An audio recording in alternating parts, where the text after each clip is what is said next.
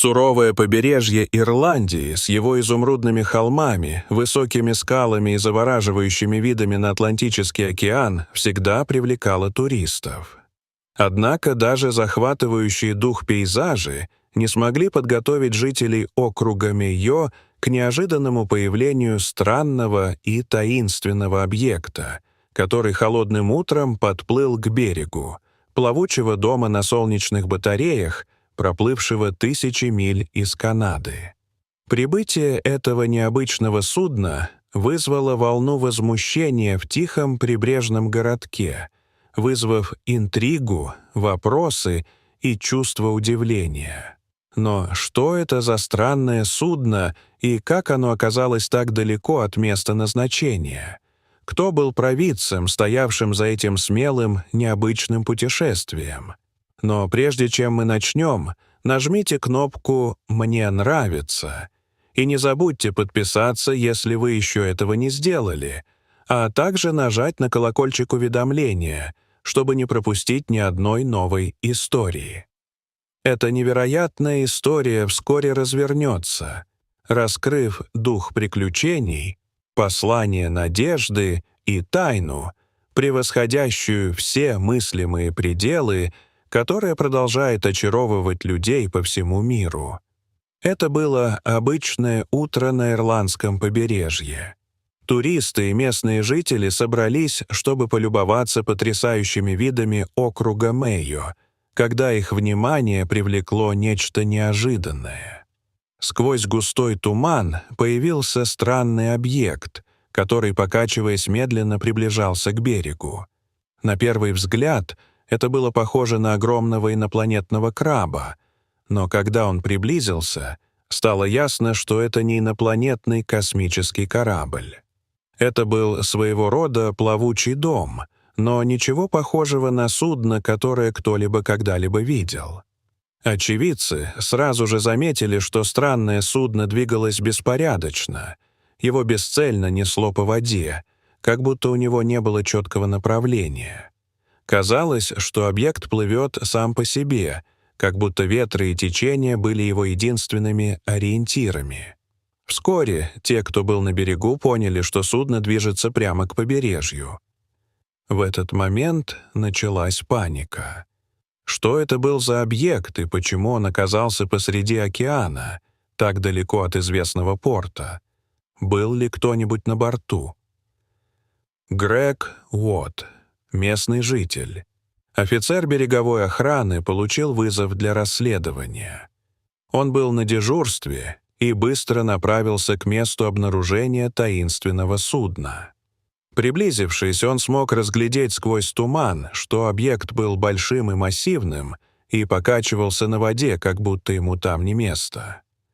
Что бы это ни было, оно определенно не было похоже ни на одну другую лодку или корабль, с которыми Грег сталкивался раньше.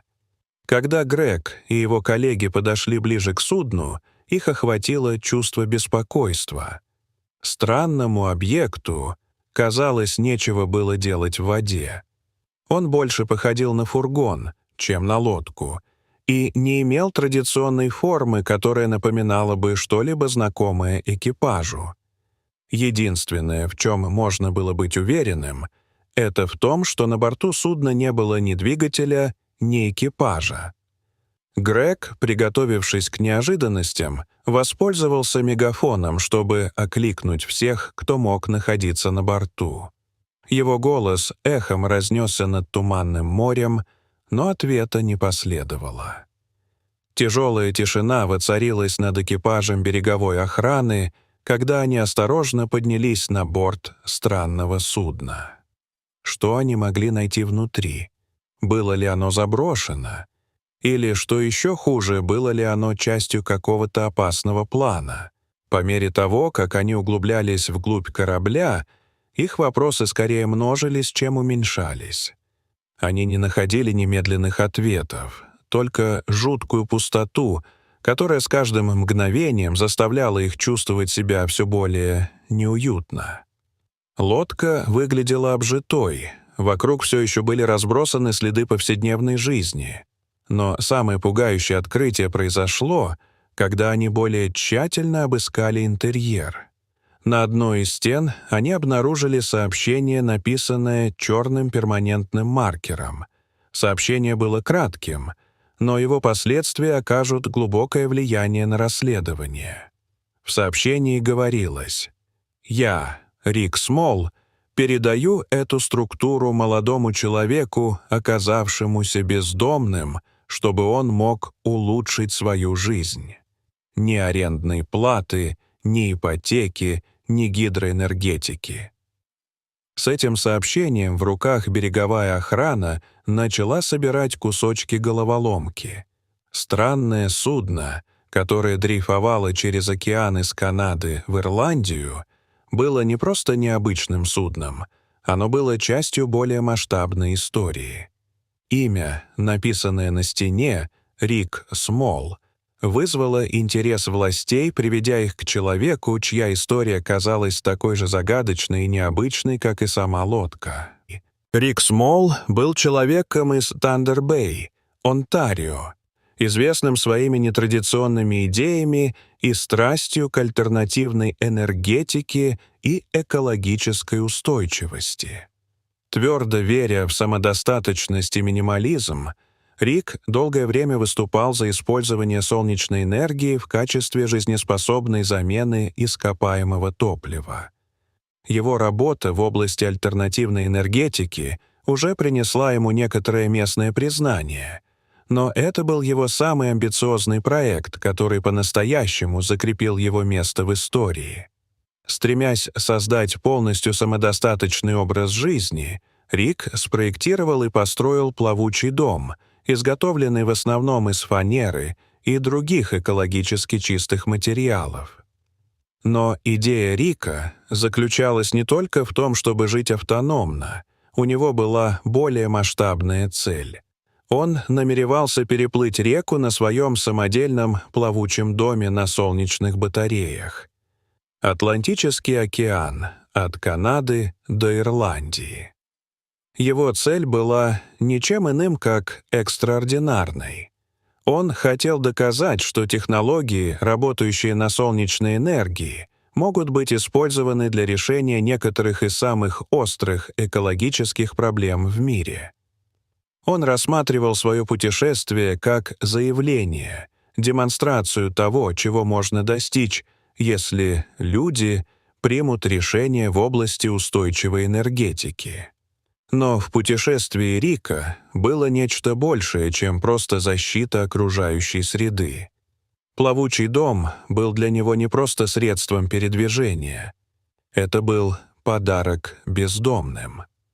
Конечной целью Рика было пожертвовать лодку нуждающемуся молодому человеку, который оказался бездомным, чтобы обеспечить его жильем, свободным от бремени арендной платы, ипотеки и коммунальных услуг.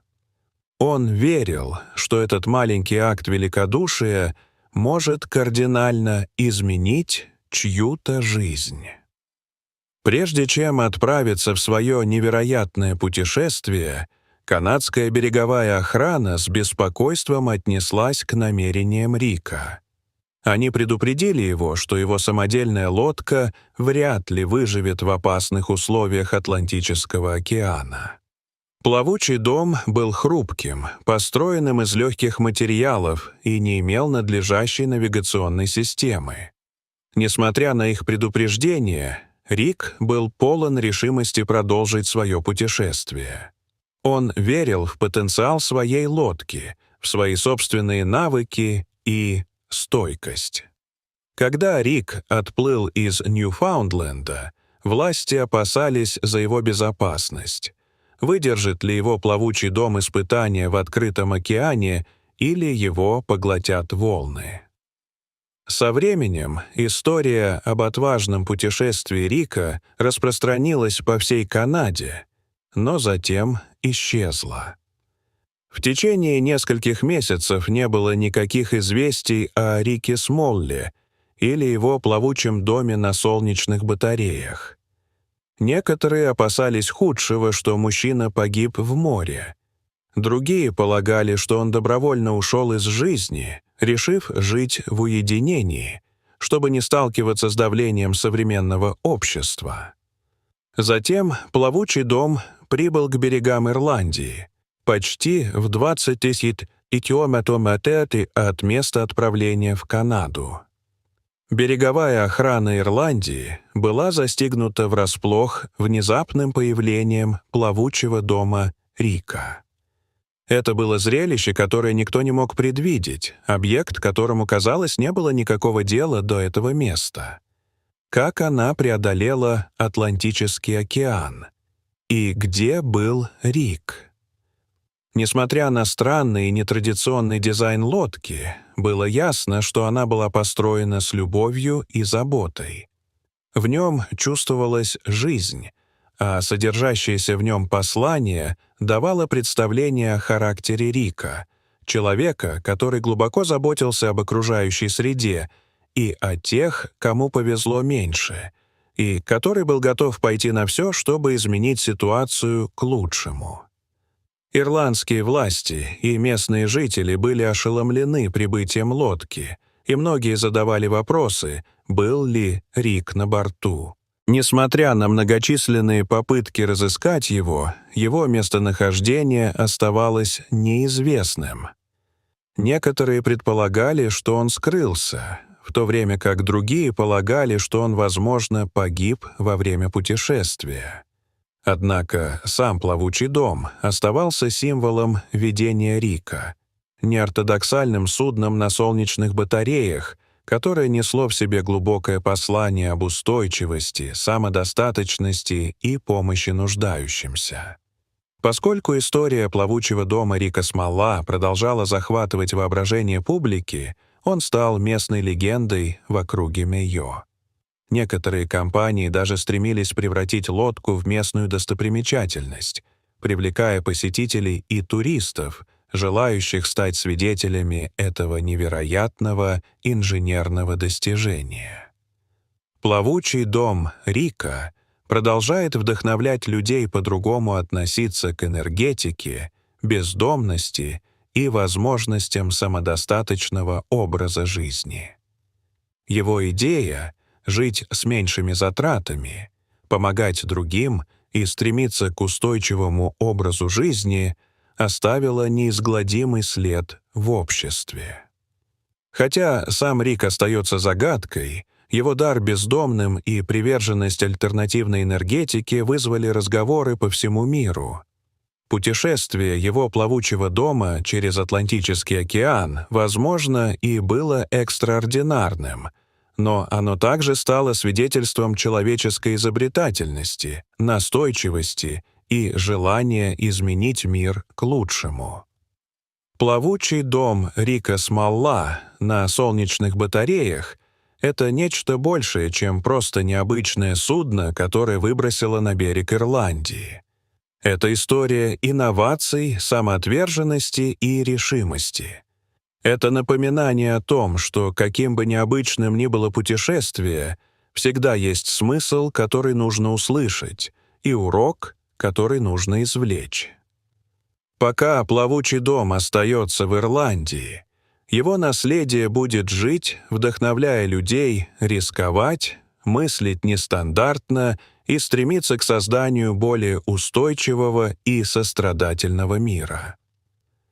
Что касается Рика Смолла, его местонахождение остается неизвестным, но его дух живет в лодке, которую он построил, и в послании, которое он оставил после себя.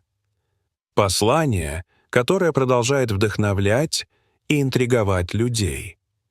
Еще долго после того, как его плавучий дом прибыл к берегам округа Мейо. Еще долго после того, как его плавучий дом прибыл.